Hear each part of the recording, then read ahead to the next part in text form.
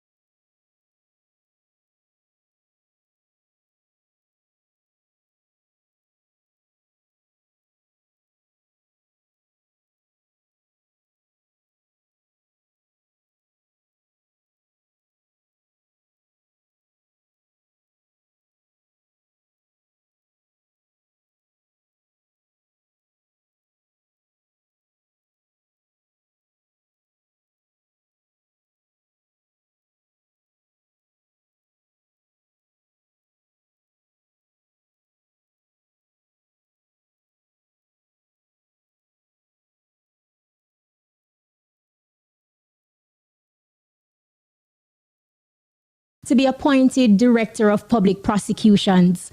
PAULA LLEWELLYN CD, King's Counsel, is a Jamaican lawyer who has served as the country's Director of Public Prosecutions, DPP, since 2008.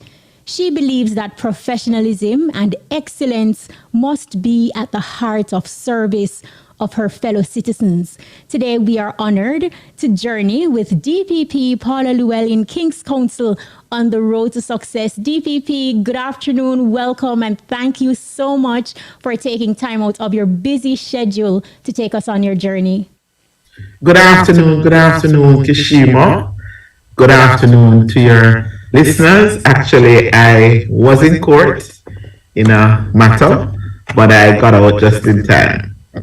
So good to be with you. I'm going to regard the next hour as a mental break.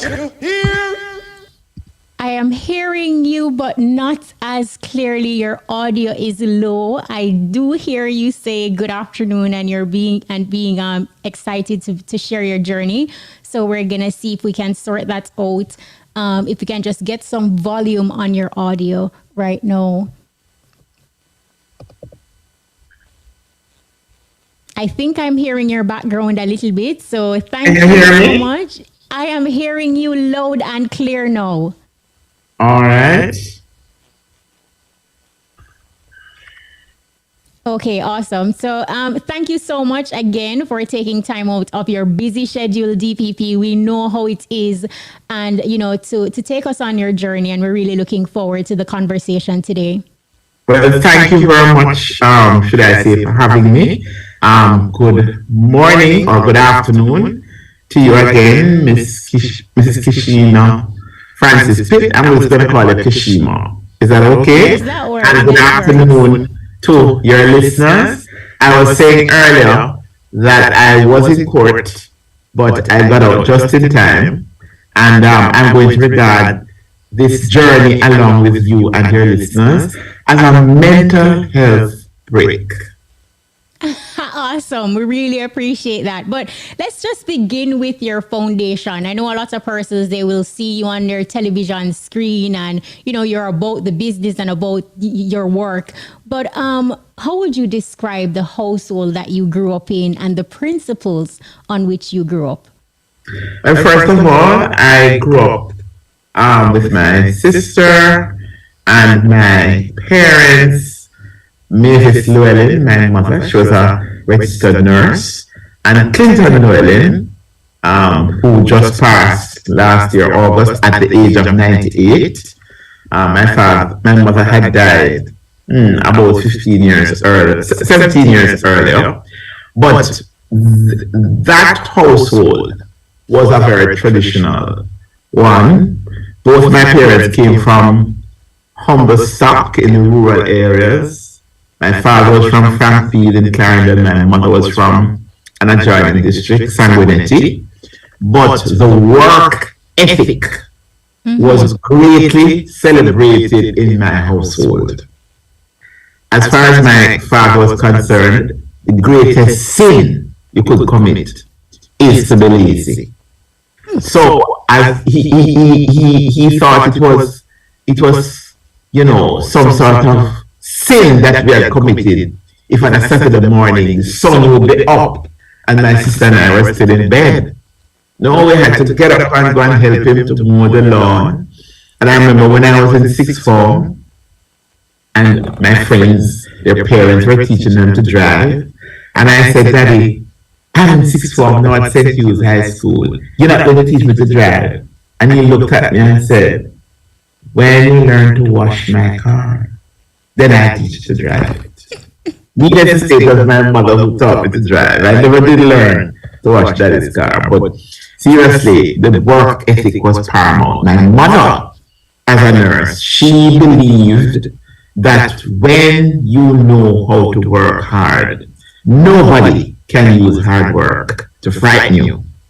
So, as a nurse, if she saw my sister and I having a little temperature or feeling a little sniffly, she would dose us up, rub us down, and say the next day, go to school. When I was doing the equivalent of CXC, I was doing 8. That was GC at that time, in those old days. And several of my friends, they were able to stay at home, going up to the exam for the particular subject and study. My mother said, no, you're going to go to school right up to the day of each exam. So the work ethic was paramount. And of course, having a generosity of spirit, they were both into, you would cook enough that if somebody was passing by, although we lived in Kingston, you could offer. So I grew up with the old-fashioned values, self-discipline, the work ethic, being courteous, being kind, and doing what is right because it's the right thing to do. No, we hear about mommy and daddy, and of course, they were no nonsense type of parents. But how would you describe yourself as a student in the classroom? What was that Paula Llewellyn like? Well, first of all, it's going to seem strange, but for those who knew me from primary school, I went to St. George's Primary School, right on Duke Street here. And of course, my mother was a very committed Anglican. I had to go to Anglican schools.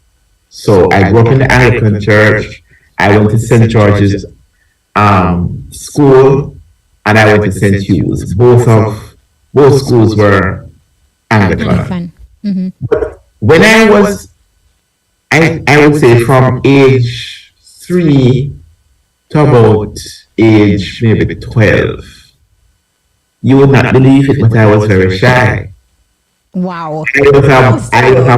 I was shy. I spoke with a lisp. I used to wear these terrible cat-eye glasses.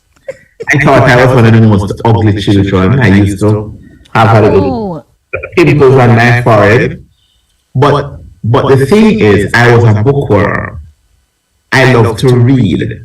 So the Nancy Drew, the Hardy Boys, the Enid Blyton, you name it, I could read it off like that. And I read all the books. So I would borrow 3 from one of my friends, read it off the evening and the night, and then give it back to them the next day. So what that did was inculcated a love of vocabulary, a love of words. And I couldn't be beaten when it came to vocabulary. Mm-hmm. So my beauty, I thought I was an ugly child, but my beauty was my intellect and my ability to articulate and my knowledge of words. But I was shy. It wasn't until I was about 13, 14 at high school that I discovered a love of drama. Well, I had it before, but it really took flight. In fact, I loved reading books so much that up to about age 14, I wanted to be a librarian. Wow. Because I read so quickly, I was able to speed read. In fact, even now my staff, they laugh at me. They say to my face and to my back, behind my back, they say, don't bother read anything with Miss Llewellyn, Or if we're looking at something on the computer, don't bother read anything with her because she's gonna leave you. And I'm doing other things, waiting for them to catch up. So they say that it is known that perhaps I read faster than almost all members of my staff. But I don't think I read as fast as I used to. But I still pretty quickly. And my daughter, who is now 24, she graduated from university last year, abroad with 2 degrees. She used to say to me that she longed, one aim that she had, one goal in life was to be able to read as fast as me or faster. Mm-hmm. So we can have little races, and I can tell you, she's right up there with me now. That is awesome. So we understand now, at a very young age, you got the opportunity to overcome that shyness. But talk to us about how you viewed yourself, and at what point did you gain that confidence and realize that beauty is not necessarily on the outside? In fact, so lacking in confidence was I in terms of this whole beauty thing, that I remember when my mother allowed me to take the bus from Crossroads home, from about age 13, 14, right up to sixth form, I would watch the other girls sitting in the mirror in the bathroom, and I would turn my back waiting on them because I didn't bother, and then we'd all walk up to Crossroads together to take the bus home. But I think it was my love of words and the fact that I was pretty good in the arts, language, literature, and history. So I think that is what started to propel me in having that confidence. And then I have a sense of humor. I mean, it may not come out when you see me in the public domain, but I love to laugh. I have a sense of humor. Even the list, I have the open space, and I get a lot of teasing about it. So I used to speak with a very pronounced lisp.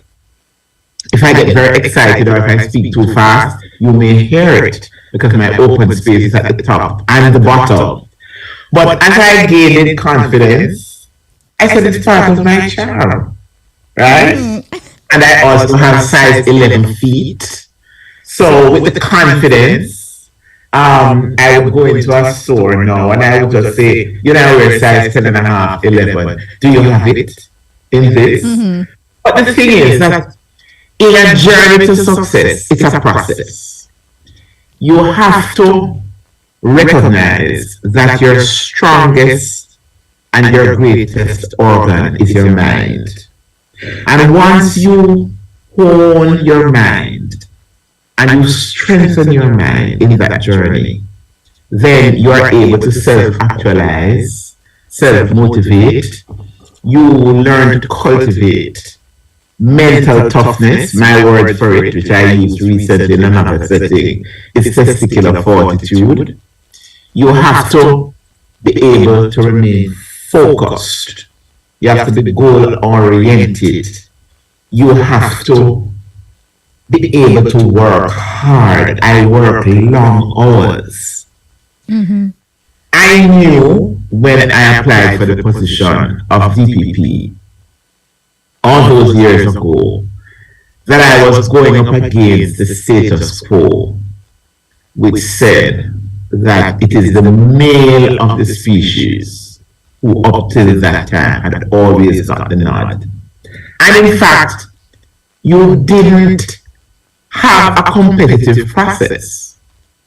Up to that time, it is the Prime Minister who would appoint you after consultation with the leader of the opposition. But when I applied for it, that was the first time in 2008 that it was advertised and I applied. I was encouraged and I applied. And I had like Mrs. Malabou Ford, who was in, but I think she had been on the bench at that time. She applied. You had another present senior punitive judge, not senior, she's a punitive judge, but she's a former DPP in Bermuda and the Bahamas. She applied. You had Mr. Wildman, he applied. Terence Williams, former commissioner of income, he applied. And I made the short list. So for the first time in the history of the appointments of DPPs, and you had about 6 or 7 before me, you had this competitive process. But what I had done when I got the opportunity a couple of years before was a course at mine which trains permanent secretaries. It was a very intensive course. And it was part of the self-actualizing. So it was a senior public sector executive management course, which really taught me about the wonders of the science of management, how important having emotional intelligence was as a manager. And in the interview, you had a management module. So they gave you a particular scenario and you had to indicate in writing how you would manage the challenges. And I remember keenly, the chairman of the commission at that time, Services Commission, was Ambassador Rainford, and you had several other specialists on the commission, and they all commended me and said that I did the best, out of all of my competitors in respect of the management module. And then thereafter, you got into the meat of the interview, which dealt with your expertise as a prosecutor. And I had always been on the front line. As a prosecutor, I was always being given the challenges of technical matters that people would look at and say they can't possibly succeed. But I never, because of how I was brought up by my parents, I never backed away from a challenge. Wow. So after a while, when I became DPP, when I look back, there was no Queen's Counsel, including Mr. P.J. Patterson, Right Honorable, who I had not appeared against. So I was a very young prosecutor up to spending 10 years as a deputy director and 3 years as a senior deputy director. I had prosecuted against all of the Queen's Counsel. You name them, I have done good cases against them. K.D. Knight, Ian Ramsey, PJ. Well, I'm going to tell you about Mr. Patterson. Before you tell me about Mr. Patterson, we're going to take a quick time signal and return. Don't go anywhere. Stick and stay.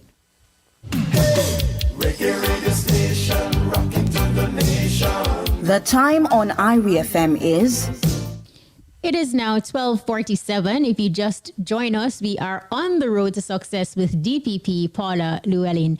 And, you're making my next question redundant, Miss Llewellyn, by highlighting for us your distinguishing quality that basically separates you from your peers. And we're open now to hear that story about Mr. Patterson. Well, it's a story that I always look back fondly. In fact, I can give you 2 stories, one on Mr. Patterson, one on Mr. Seago.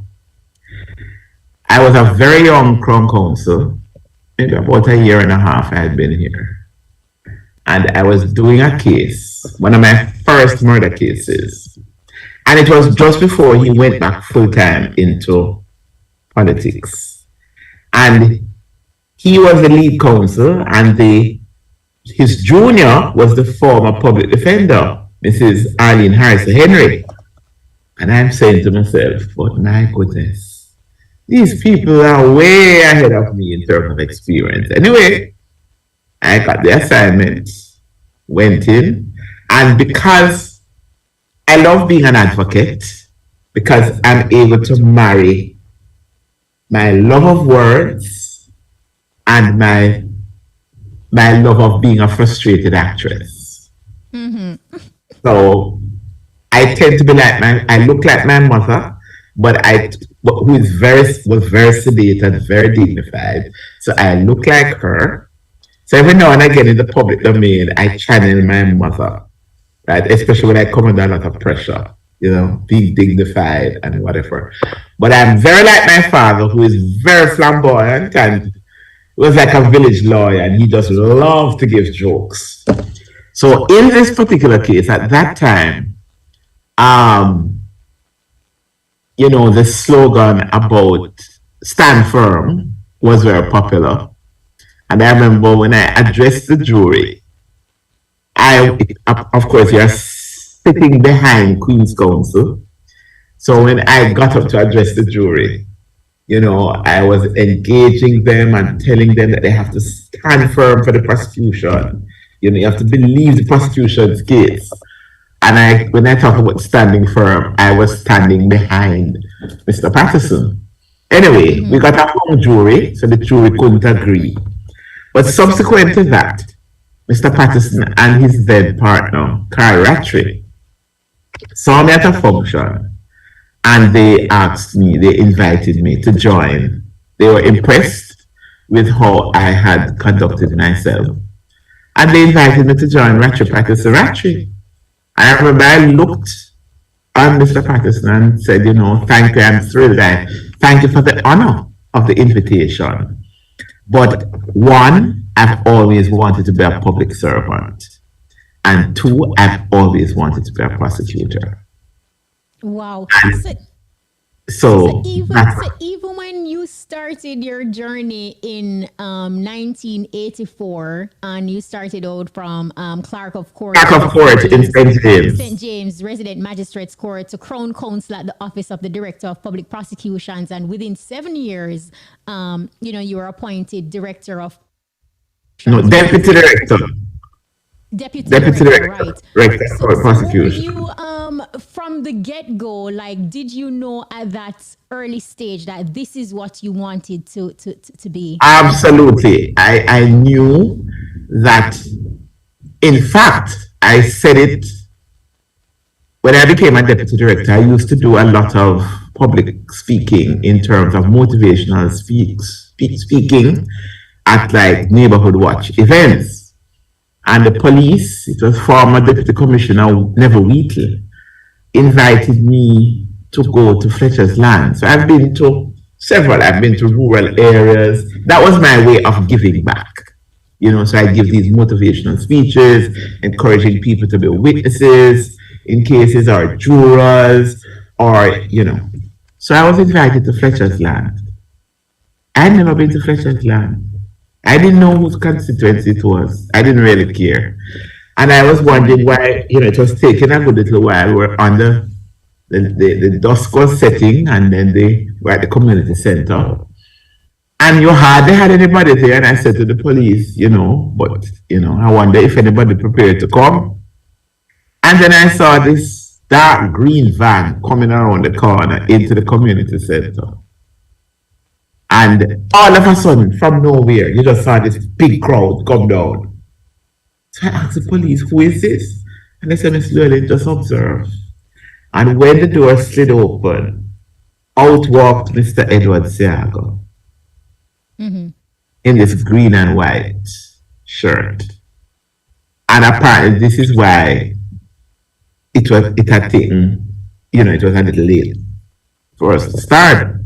Anyway, I was the guest speaker. You had the representative of the PNP there as well. I was the guest speaker. And I'm a passionate speaker. When I speak, it is as if I'm giving you a little part of myself.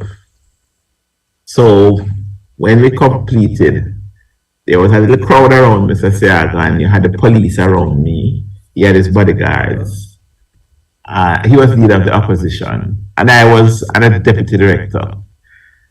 And he said to me, Miss Llewellyn, as I saw you speaking there, I could just imagine you on the platform. So when he said that, I immediately quipped, and sir, if I have any talent to be an advocate or to persuade, it can only ever be used for justice. So the thing is, I have seen both men from time to time thereafter, both Mr. Patterson and Mr. Siaga, you know, at functions as they go along. And each of them in their own way have encouraged me when I say, boy, one of these days I'll be retiring just like you gentlemen. And I say, oh no, your job is not yet done. Each of them have said it, you know, but I treasure those two memories because these were exemplary public servants in their own right, who really, if you look at both of them, sacrificed a lot of their lives and maybe even aspects of their family life to give service to the public. within their particular sphere as political representatives. But I am a public servant, and for me, serving as a prosecutor really is like a vocation. And God continues to be good to me. I pray, and that's another thing in your journey to success. It's good when you have faith in a higher power. You know, for some people it's Buddha, so for some people it's they are of the Rastafarian faith. For me, I'm an Anglican and I'm a believer. And in so many challenges, my mother, I remember what she used to tell me, that you must pray for yourself. And, if God is there for you, you can smile at a storm. So the work ethic of necessity has had to be clothed with faith, and also making sure that you keep refreshing your competence. You can't rest on your laurels. You keep regenerating, so that if you are low on the scale in terms of this particular area, in terms of your skill set, then you try to make sure that you keep regenerating and never stop learning. I supervise a staff of 57 lawyers, and from the most experienced to the least experienced, I believe that there's something I can always learn from them. But you must never stop learning. And that Absolutely, is what I agree. And listening to you speak, you're so passionate about justice, and I can imagine that it is not a very easy space to navigate. not at all. Have you ever encountered, a task or a promotion of sorts that you personally felt intimidated by? Intimidating. Well, I must confess, both with the police and with my staff and even with the bench, the phrase, and I didn't realize I would say it so often, but I'm teased behind my back in front of my face, because I always say you have to have a broad back. And I will say to my adversaries, I say, bring it on, right? It is part of the territory when you're in public life to deal with the slings and arrows. But you cannot be afford to be intimidated when you are serving the public interest, because the public are looking to you to stand up and to step up to the plate. So you can't back away. You have to do what you have to do because it's the right thing to do. But at the same time, you must never ever, because you have high rank, levitate in such a way that your feet leave the ground and you forget that it is you who are serving the public. Is that the public serving you? So once you have that and you keep that saying in mind, it is what my mother taught me, that humility is the underbelly of success, then you are okay. I don't like to watch myself on television. I don't necessarily like to listen to myself. I will make presentations, I will speak on the air to a variety of persons. But if somebody comes and says, Miss Llewellyn, listen to what you said here. I said, no. I don't want to. I'm not on social media at all. So this is my way of keeping my feet on the ground. Wow. On that note, we're going to break for a cash pot. But when we come, so much more as we delve further into the conversation. Stick and stay. See you on the flip side of this break. When me use Island Fresh with aloe vera, it make me skin feel so much smoother. So if you want to feel better and smell fresher, use Island Fresh with aloe vera. Manufactured by Island Products, 934-0666. The time is... It is now 12:59. We are standing by, so listen up. Your top draw dollars, pick 2, pick 3, pick 4, hot pick, and cash pot lunchtime draws up next.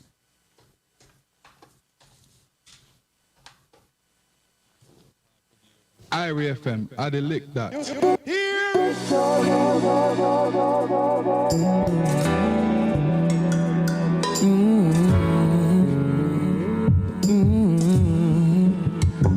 na na na na na. Supreme Ventures Lottery Games. This could be your lucky day. Get your tickets out and let the games begin. Good afternoon. It is Thursday, January 26, 2023. I am Carrie Ann, and welcome to this afternoon's Supreme Ventures live lunchtime game draw. Now, before we begin, here's a quick look at the mid-morning winning numbers. Now, please remember that all live games are being supervised by the Betting, Gaming and Lotteries Commission and observed by the independent auditing firm PwC.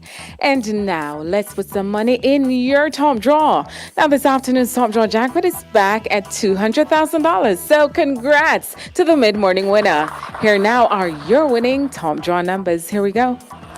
And for Money Pond Top per Monday, the first top draw number coming your way this afternoon is the number 8. Right after 8, what is it going to be? Let's see. It is a solid number 20. Now the next top draw number is 7. And what comes after 7? 18. And our final top draw number, $200,000, is lucky number 9. And now let's pick your play with our dollars game. So I hope you're feeling lucky. Here goes. And this afternoon's winning lunchtime dollars numbers are coming your way. First up, we have a solid number 30. Following 30, we have the number 5. Now the next dollars number this afternoon is 12. Here comes the number 17. Now what is next? It's a solid number 20. Now the next dollars number coming your way this afternoon is the number 34. And of course, we're halfway there. So what is next? It is 13. 13 is followed by lucky number 29. Now next in line, it is the number 6. And following 6, what is going to be? 16. And coming down slowly but surely, we have 25. And of course, we wrap things up this afternoon in our lunchtime dollars game by counting down to the number 24. And now for some easy winnings with our Pick 2 game. So get those tickets out and let's play. Now the first Pick 2 number coming your way is 13. And the second Pick 2 number is the number 15. So again, the winning Pick 2 numbers are 13 and 15. Up next, you can play 3 ways. The game you can play straight, mix, and of course, you know it. Just back it up. Here we go. Now, the first Pick 3 number coming your way this afternoon is the number 1. Now, the second Pick 3 number is 5. And our third and final Pick 3 number coming up, here it is. It's number 6. So again, the winning Pick 3 numbers are 1, 5, and the number 6. It is now time to turn up your winnings, so get ready for a Pick 4 game. And of course, you guessed it, the balls are bubbling up. So first up, we have an 8. Now the second Pick 4 number is the number 4. Now the third Pick 4 number making its way up is another 4. And our final Pick 4 number, what will it be? Here it comes. It is the number 2. So again, the winning Pick 4 numbers are 8, 4, 4, and the number 2. Now, it's easy for win. So let's spice things up with our hot pick game. And this afternoon's winning lunchtime hot pick number is lucky number 2. Congratulations to all our hot pick winners. Again, the winning number is 2.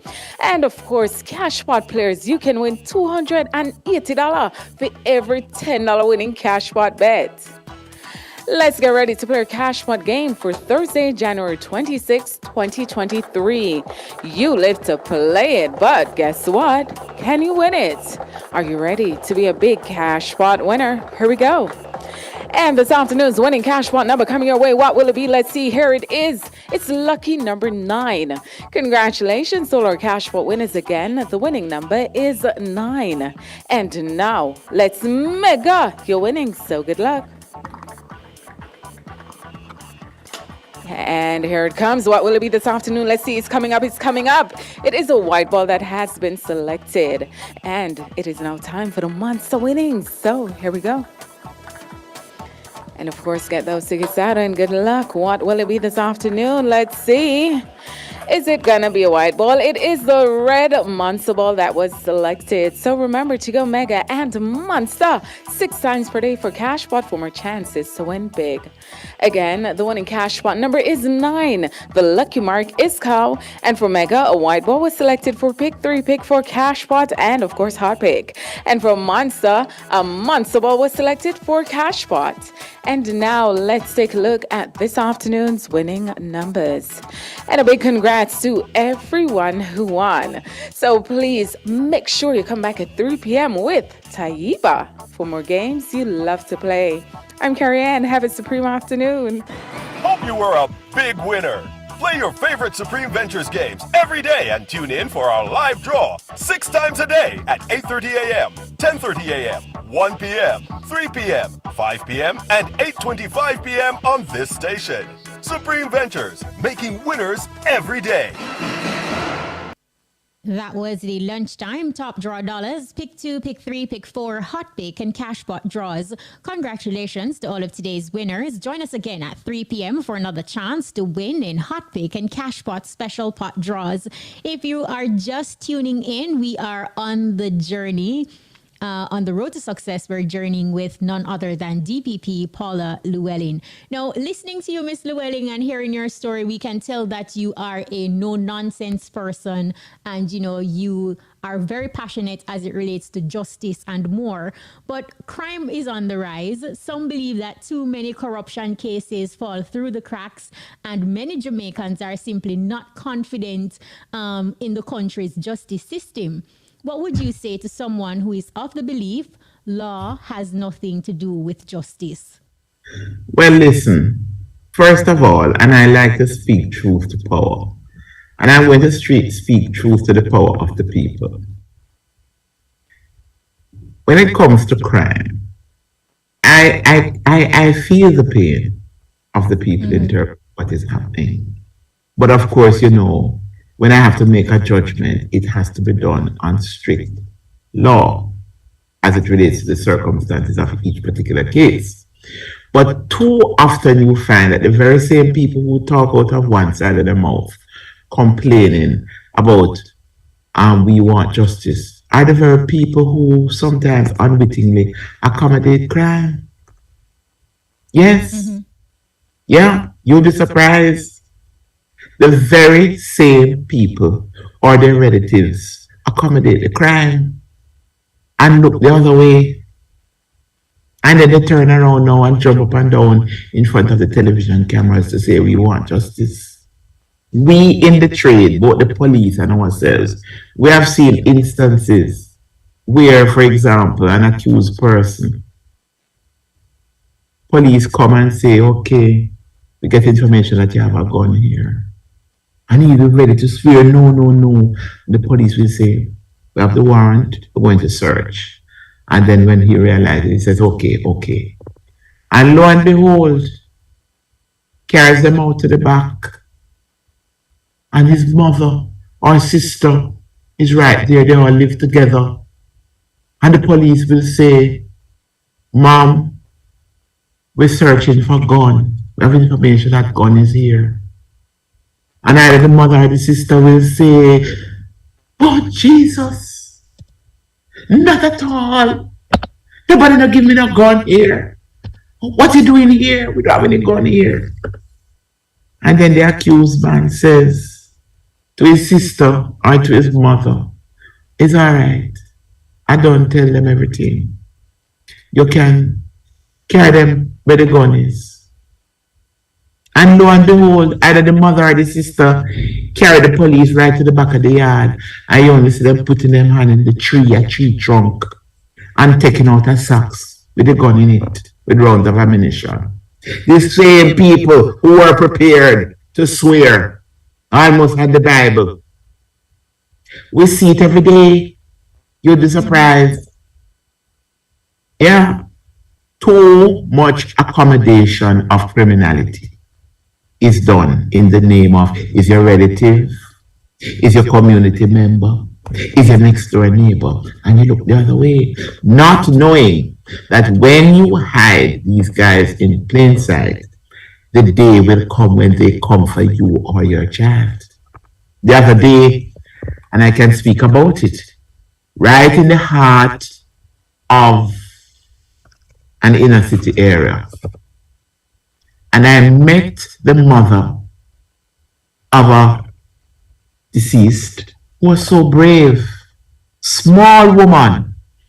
And she said to me, Miss Llewellyn, I was in home circuit and I had the case.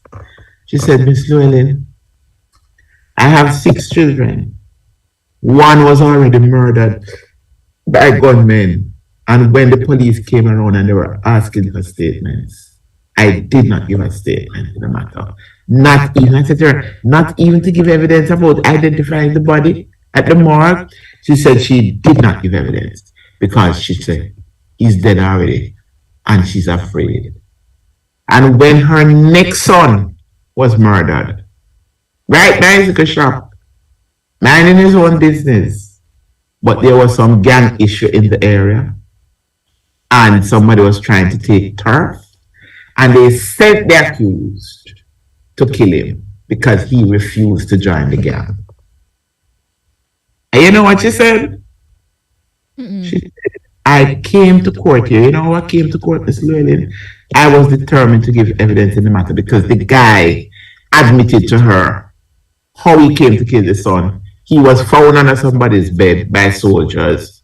When he was taken out, he saw her and she asked him why you killed my son, and he admitted to her that he had just killed her child, her son. And she said she had to pretend that she was going to get a bath in somebody else's yard. So she wrapped up in a big towel and put a towel over her head and wrap her clothes under her arm and then walk, make it look as if she was going to go bathe in somebody else's yard. And then she just slipped out, went by a place, changed her clothes, put up the towel and came to court. And when she came into court and the accused saw that she was there, after about half an hour, his attorney told me that he wanted to plead guilty to murder. Wow. Right? So very often when you check it out, a lot of people in the communities don't understand that you are the guardian of your own community. And if they all put hands and heart together to say, listen, we're not going to condone this here. You don't have to come up front and tell the police. You can call Crime Stop or you can give a tip. Or if you are asked to come and serve as a juror, you can serve as a juror as well.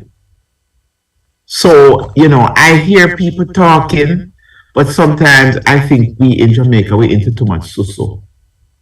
And we want other people to do things for them, for us, rather than doing it for ourselves. But we are the guardians of our community. Agreed. And one thing my parents taught me. I remember Hurricane Gilbert, and my father wanted to go and check on a house that he had in Pembroke. And after Hurricane Gilbert, my father said to me, come, Paula, you're going to drive me. I said, Daddy, with everything on the road, come on, man. What are you afraid of? We just take our time and drive. I said, I have to take my time and drive. But that is how my parents taught us. Mm-hmm. That when you are doing something that is right, you can't be intimidated. I have had situation in a very well-known case, very popular case, singer extraordinaire, and while the case was being tried, I got a death threat. What was I going to do? Shrink under my bed, curl up in a ball. What did you do? What I did, I just said to the police and I said to my bodyguard, you do your job. I'm still going to go over to the court and walk from my office over to the court to make sure that my staff is all right. Mm-hmm. And you understand? So you cannot, if you have to have testicular fortitude. And I say this to members of any community.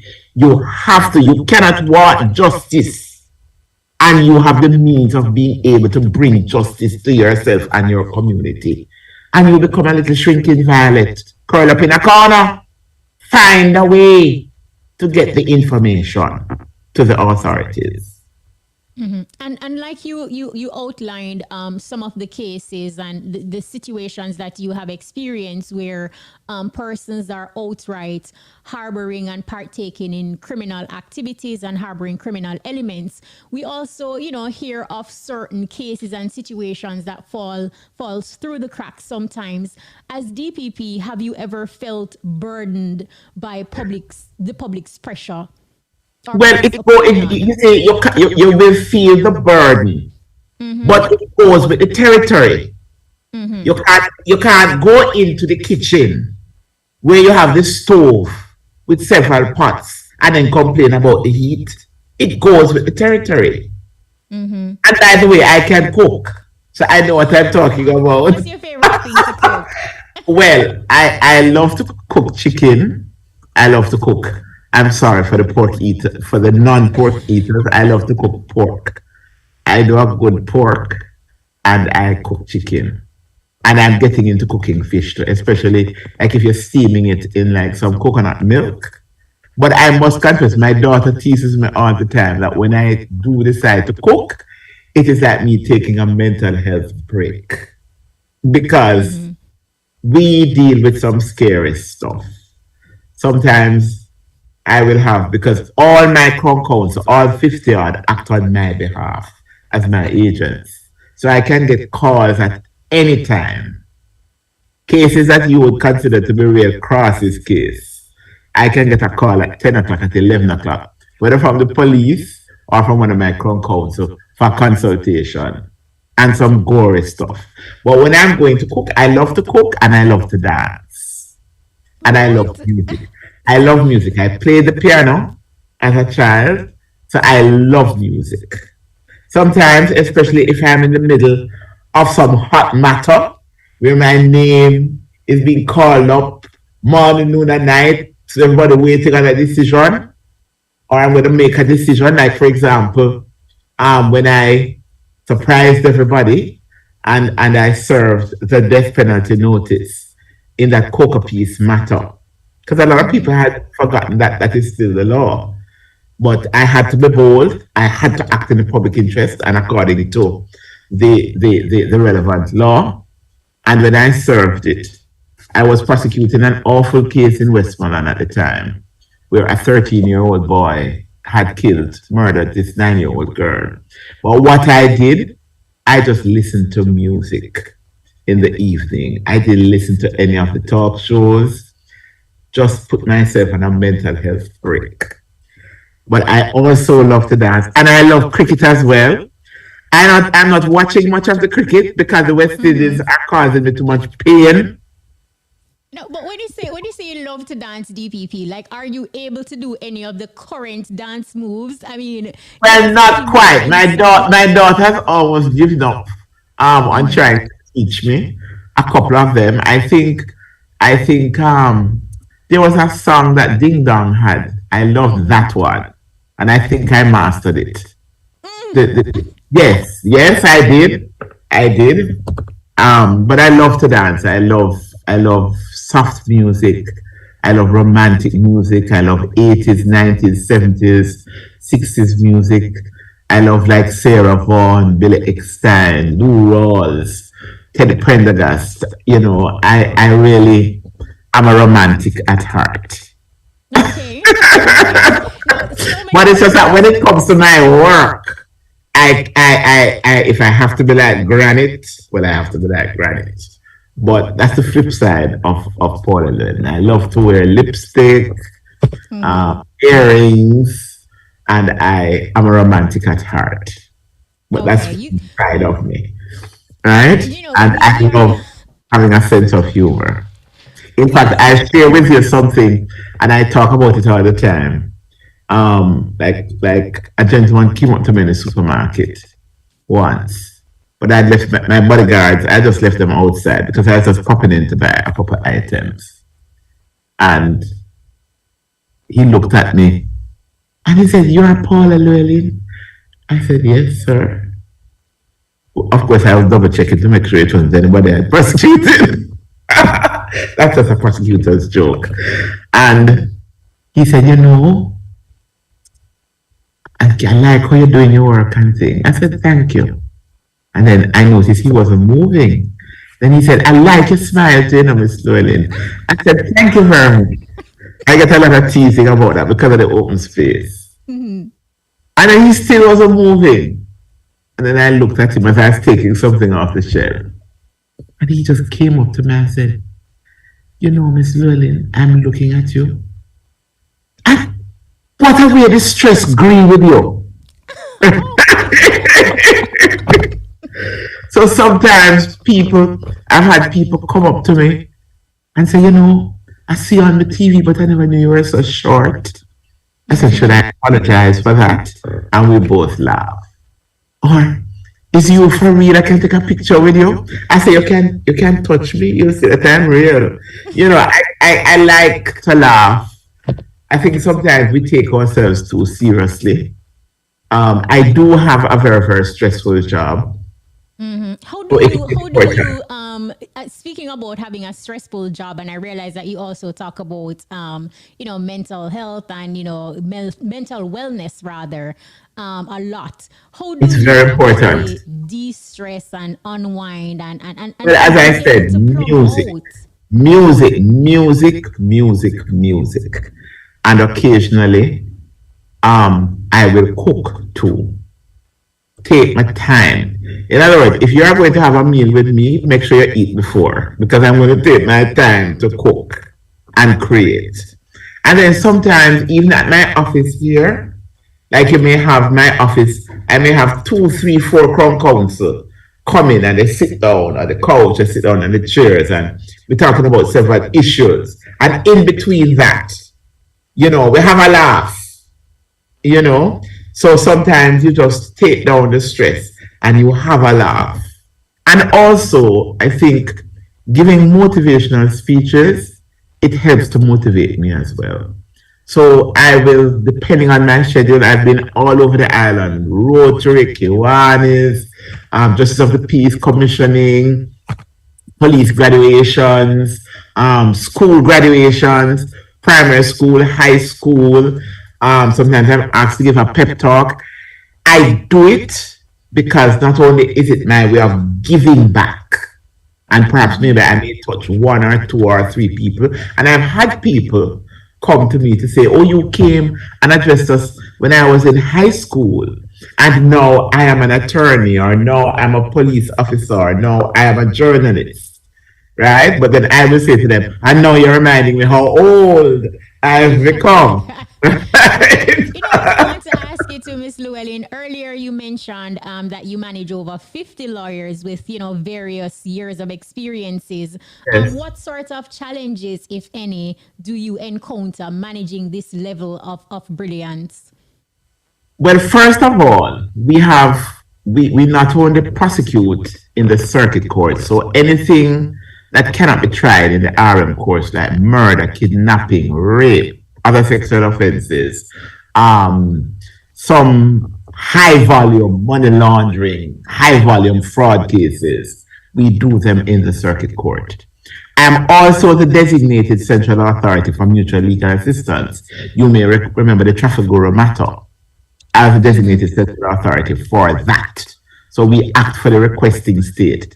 I'm also the competent authority where my officers will take matters in terms of extradition. So remember the Christopher Dudus court matter, we were the ones who took the matter through court, acting for the American state. And lottery scam matters, people who have been extradited, we are the ones who act for the requesting state. And then we have to give advice to the police, to Indicom, we have to do rulings.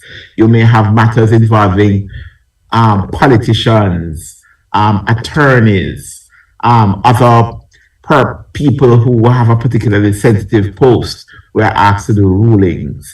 And on every occasion, each of my crown courts are acting on my behalf. Because the Constitution, I think it is only myself as public servants in that specialist way, myself and the Auditor General, who act under the Constitution, and we both have a clause which says that nobody can interfere with the exercise of our function once we are doing it, within the constitutional context. So my role, first of all, with my staff, is to first set the scene. The work is very hard, it's very high volume, but to create an atmosphere where each and every member of staff, not only the lawyers, but the administrative staff, the auxiliary staff, feel that I, as DPP, will be their greatest fan to encourage them to outshine me. Right? So for the auxiliary staff, I said to them, if you're cleaning my office, listen, my parents taught me how to use a mop. You make sure that you can clean it as good as I can clean it. Right? Or I will say, but hold on.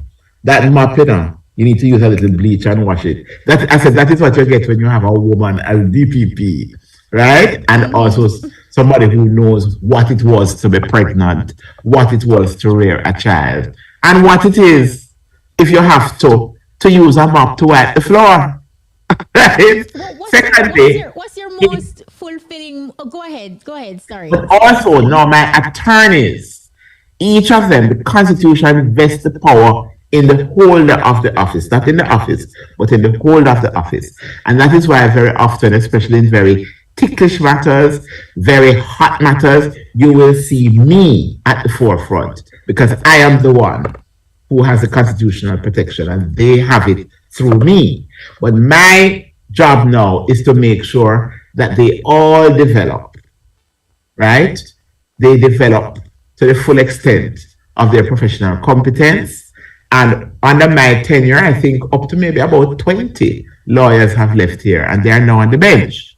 And I've had maybe another 10 lawyers who are now working at other prosecuting offices. You have Cayman, Bermuda, and Barbados, Turks and Caicos, lawyers that have been trained by me and mentored, right, to be first-class professionals. And I'd like to think that we have grown a brand, so you know that we stand for excellence. And it's not that sometimes, we're human, but the bench accords us, they treat us, and they expect a higher standard of professional performance than defense counsel. So we have to step to it and step up to the plate. We can't complain, it just is. But what it does is that when you are trained here, you can go and function anywhere with excellence. So I spend very long hours here. Some weeks will go by and I've not been home in daylight. Wow. 2 weeks, right? But as I said, this is my second home, and sometimes a lot of my officers work late as well. And sometimes several of them will come into the office and we just have a chat and a laugh about what happened in court, some old court stories, and we have a chat and a laugh, and that's how we end the day, although the hours are long. What is your most fulfilling moment as a mom? All right. Now, this is the other part of it. First of all, the fact that what I consider to be a great gift, I was able to participate in the molding of another human being to make sure that she has the right attitudes and, most importantly, the work ethic. And she understood why I insisted, as my mother did, that she be brought up properly, not dragged up. Because when you are brought up, you are able to go anywhere and shine in any arena. My daughter was doing 2 degrees at Purdue University in Indiana. So she was carrying about 21 credits, 7 courses, and she had to maintain a high average. And sometimes it got very sticky for her. And in the last year, because she knows her mother is a poor public servant, she got some scholarships along the way, but she also worked on the weekends at a restaurant as a server. So I have taught her something that my parents taught me, that there is honor in working for what you want, right? No freeloading, no catching on any man's eyelash, right? Because you top off, but making sure that you put yourself in the best position to self-actualize. And I'm really very proud of the fact that she is a confident young woman, although sometimes she tries to lecture me about current events, but I just laugh. I say, look at you now. Look at you.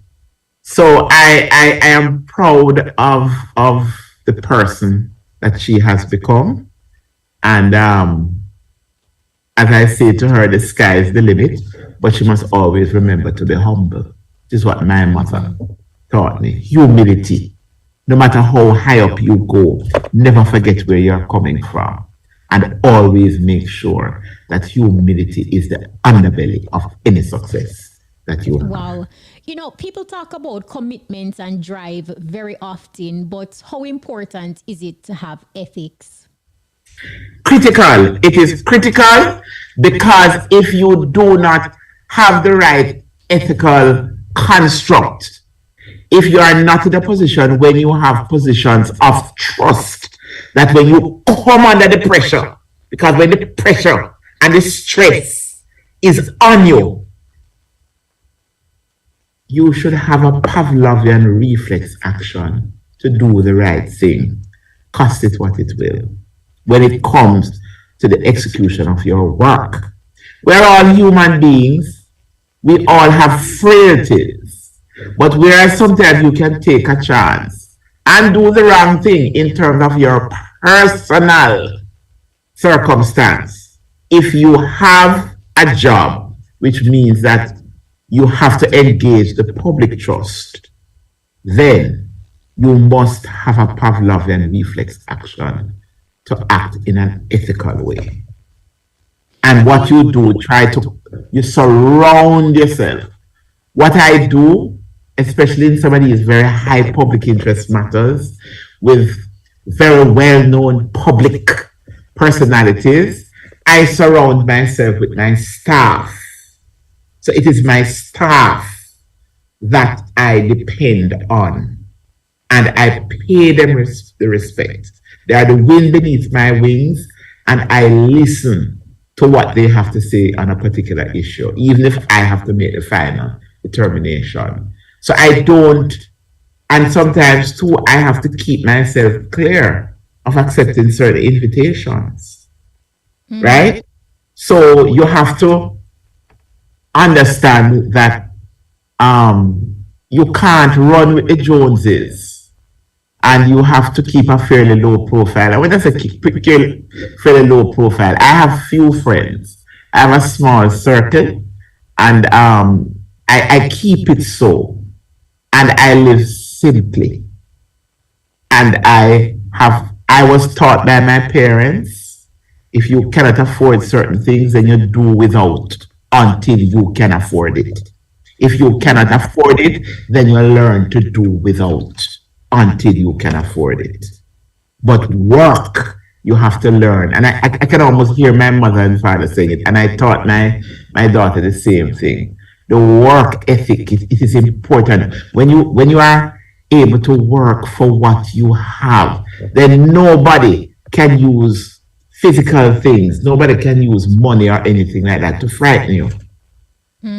Absolutely. It's very important. So it's very important and critical to be ethical.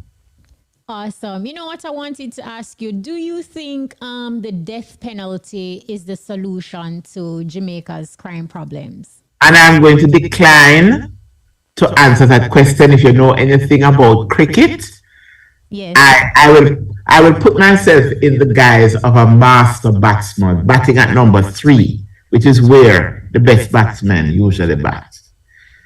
When you're in public life, you must be able to play the right shot. But you must also be able to leave alone. That is always an issue that I have left alone in the public domain. I am constrained by the law. So whatever Parliament says the law is, then I am obliged to implement it. So I don't. What did Mr. Patterson say? Sometimes nobody can misquote silence. So on that very hot button issue, I have never allowed myself to play a false shot. And you prevent yourself from doing that by not expressing any opinion on it at all. Okay, and finally, I don't know where the time went. What advice would you give to young women who aspire to be a trailblazer like you? Oh dear. I don't even know if I aspired to be a trailblazer. It just happened. And can I share something with you? Yes, When I became DPP, I also, I think, was the youngest after 6 or 7 men. Their pictures were on the wall in the conference room. I became DPP in 2008 and I have not yet put up my picture because I felt I look too young. I look too young. But I just took the picture a couple of weeks ago. My staff insisted. I still think I look young compared to the men. But to be a trailblazer, I didn't aspire to be a trailblazer. What I aspired to do was to be the best in my craft. And I took on every challenge. I didn't back away from any. I took on every assignment. And I didn't allow myself to be overwhelmed by any of the assignments. And I worked hard. You have to be prepared to work hard. Morning, noon, and night. It doesn't come easy. But at the end of the day, although I have been a woman functioning at the highest level in what really is a man's world, when it comes to the highest level, I think I can say that I've earned the respect of my male colleagues simply because I have tried at all times to demonstrate competence. I have never asked for any favors because of my gender.